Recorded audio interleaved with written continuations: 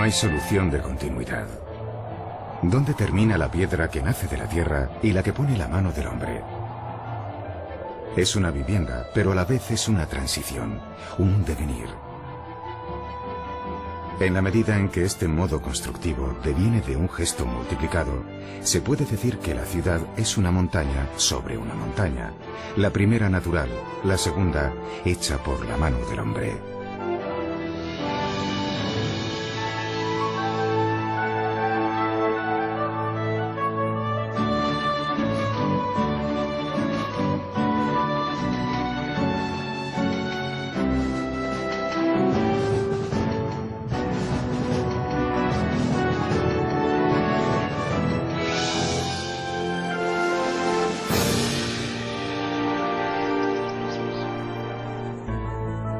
El paisaje de la ciudad está determinado radicalmente por dos hoces, la del río Huecar y la del río Júcar. Dos hendiduras brutales que hienden la tierra y hablan de un pasado remoto, de glaciares y cataclismos muy anteriores a la presencia del hombre. Formas caprichosas, paisajes de equilibrio y vértigo, cercanos a la desolación.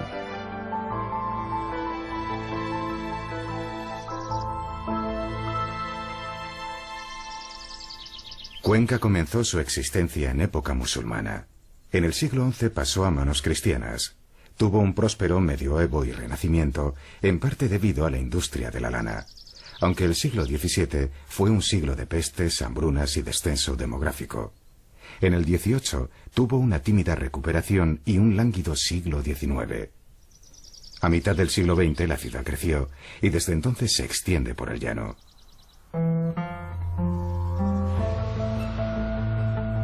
Si fuésemos un pájaro, entraríamos a Cuenca desde el nordeste y sobrevolaríamos las dos hoces sin vértigo. Si fuésemos la sombra de ese pájaro, entraríamos por la puerta del castillo. Pero si fuésemos un simple peatón, podríamos elegir atravesar el puente de hierro que se adentra en la ciudad a media altura. Sin embargo, hay quien prefiere caminar junto al río por la calle de los Tintes, cuyo nombre expresa mucho en una ciudad cuya riqueza fue la lana. Y entonces alcanzar el puente de la Trinidad para adentrarse en un dédalo de callejuelas estrechas por las que apenas pueden pasar los coches. La arteria principal del casco viejo es una calle única que lo atraviesa de abajo arriba, que cambia 4 veces de nombre y que termina en la puerta del castillo. Obviamente, esto obliga a que haya un semáforo que da paso alternativo al tráfico de subida o bajada. La arteria principal atraviesa el ayuntamiento y se ensancha en la plaza de la catedral. Hasta aquí llega la procesión más conocida de su Semana Santa, la procesión de las turbas.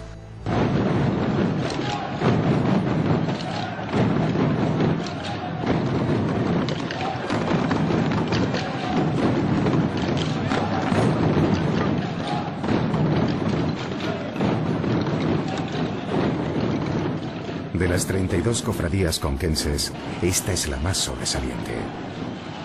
Una muchedumbre muy motivada escenifica los insultos que recibió Jesús camino del Calvario.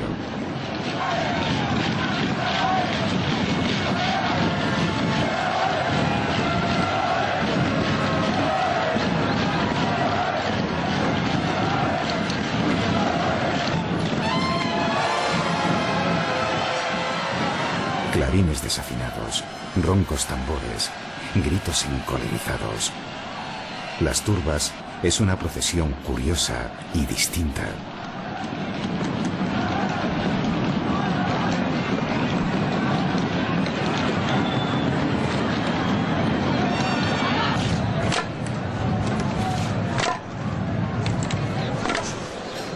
Cuando los pasos llegan a la plaza de la catedral, el silencio se propaga como un sentimiento contagioso, y el rigor habitual de la Semana Santa se impone sobre el ruido de las turbas.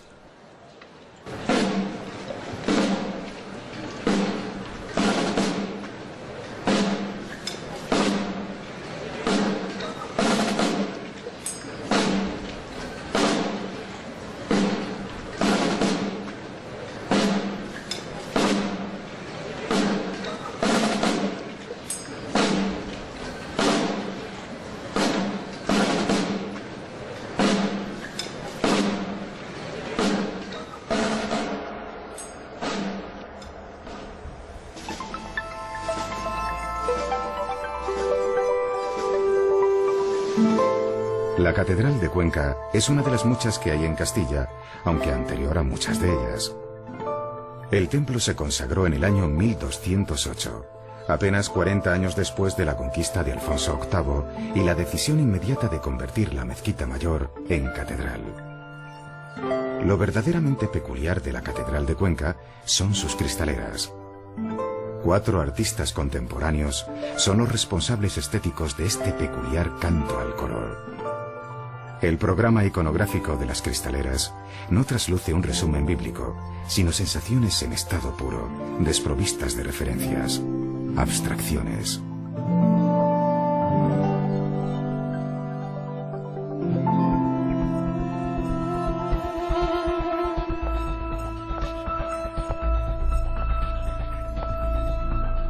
Mucha gente conoce Cuenca gracias al Museo de Arte Abstracto, un museo regido por la Fundación Juan March, pero que tiene detrás el entusiasmo y la generosidad de un pintor y mecenas llamado Zóbel.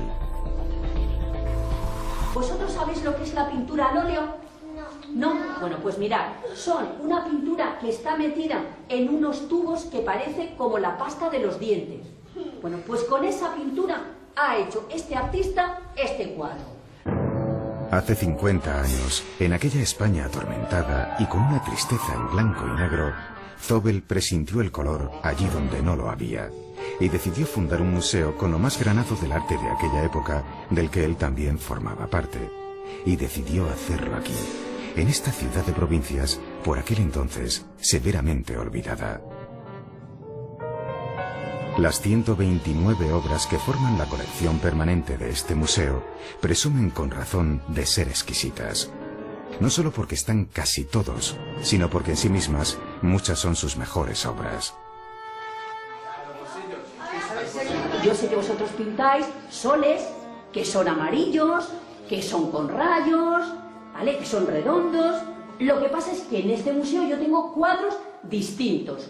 Cuadros que los artistas no quieren pintar esa realidad, no quieren pintar paisajes, no quieren pintar caras, sino que quieren pintar de otra manera. ¿Cómo pintan estos artistas?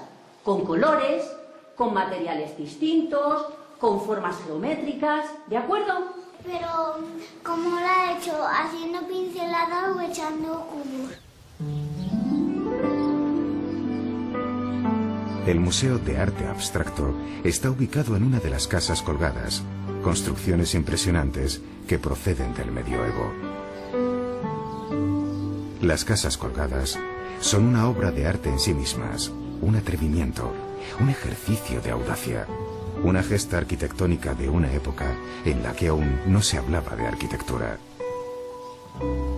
Tan impresionantes como las casas colgadas son estas construcciones verticales que en cierto modo parecen rascacielos y que obligan a sus propietarios a vivir entre escaleras.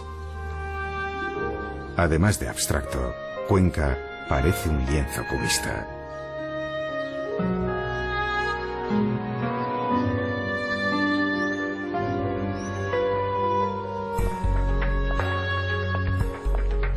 «100 metros más arriba hay otra inmensa colección de arte, la Fundación Antonio Pérez. En lo que fue un convento de carmelitas descalzas está parte de la obra de un coleccionista extralimitado. Hay obra de todo tipo que incluye reconocidos autores mezclados con otros que lo son bastante menos.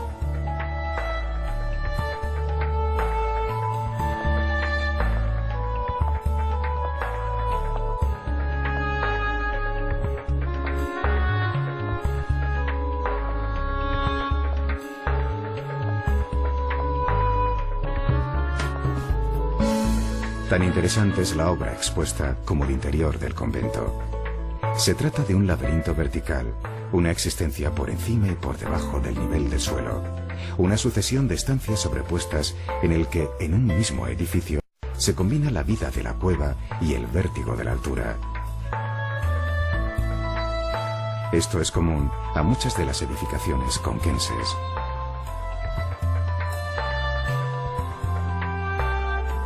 Siguiendo la propuesta de Marcel Duchamp de que cualquier objeto desprovisto de su función se convierte en objeto del arte, Antonio Pérez tiene un espacio expositivo dedicado a lo que él llama objetos encontrados, generando una mezcla de admiración, sorpresa, simpatía y en ocasiones una celebración de la vida cotidiana.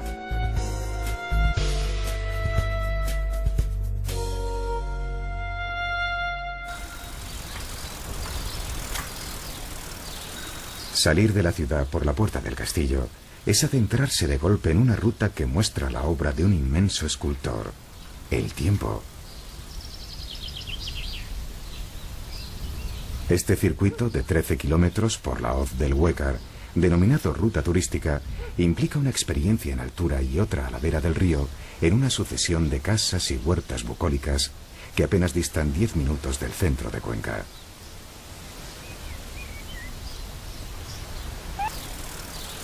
Salir de la ciudad por la puerta del castillo es adentrarse de golpe en una ruta que muestra la obra de un inmenso escultor, el tiempo.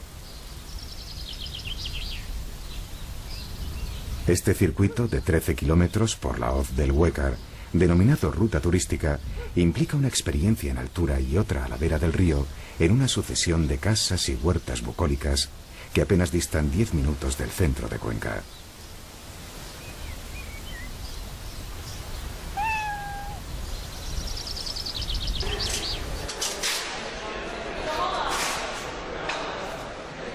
Aunque esta sea una ciudad que parece consagrada al arte, no deja de ser asombroso que con solo 55.000 habitantes haya nada menos que 500 estudiantes en la Facultad de Bellas Artes.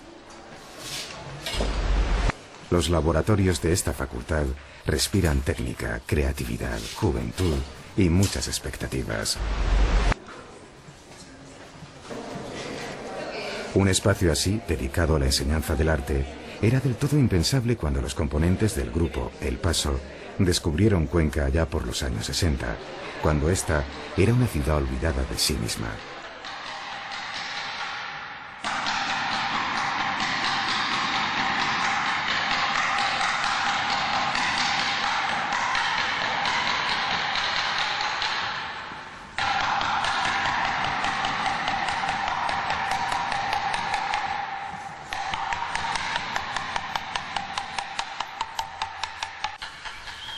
Uno de los responsables directos de traer a aquel grupo de artistas, llamado El Paso, fue Gustavo Torner, nacido en Cuenca. La antigua iglesia de San Pablo alberga parte de su obra.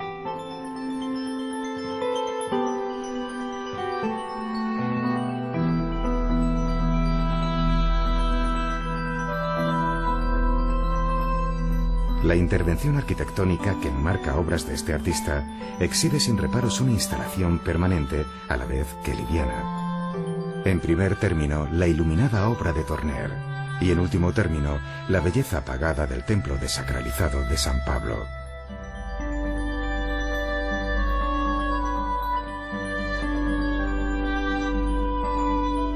Esta conjunción da lugar a un diálogo entre un artista del presente y aquellos lejanos artistas del pasado que construyeron el templo.